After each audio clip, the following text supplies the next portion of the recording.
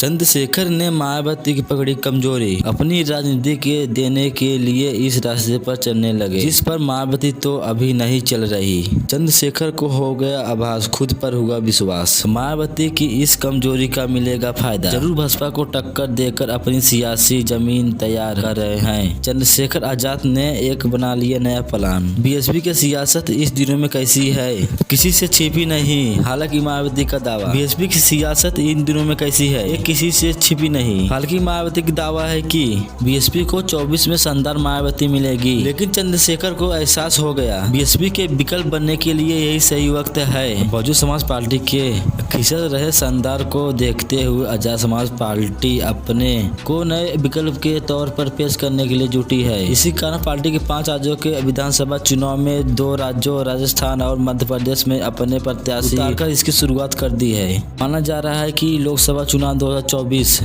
के लिए सभी दल अपने अपने हिसाब से जाति समीकरण दुरुस्त करने में जुट गई है। सर्वाधिक 80 सीटों वाले यूपी में जाति राजनीति आज भी काफी असरकारी है।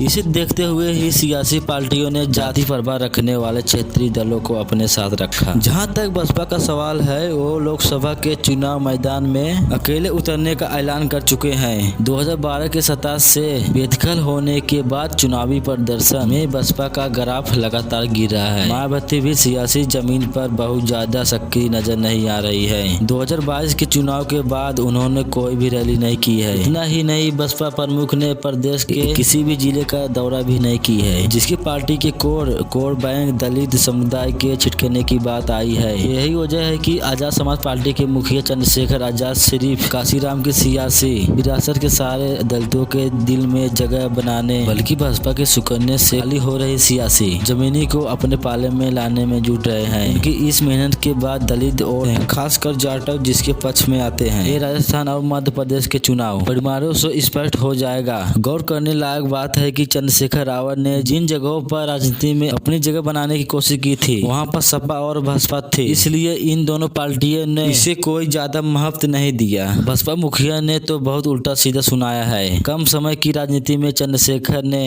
आभास लिया कि मायावती अब कहीं निकलती नहीं है, किसी से मिलती नहीं है। उसी कमजोरी को जानकर ये जगह भरने की प्रयास कर रहे हैं। वहीं दावा किया जा रहा है, सियासी गलियारे में चर्चा है, चंद्रशेखर ने जहां पांव जमाने का प्रयास करेंगे। सपा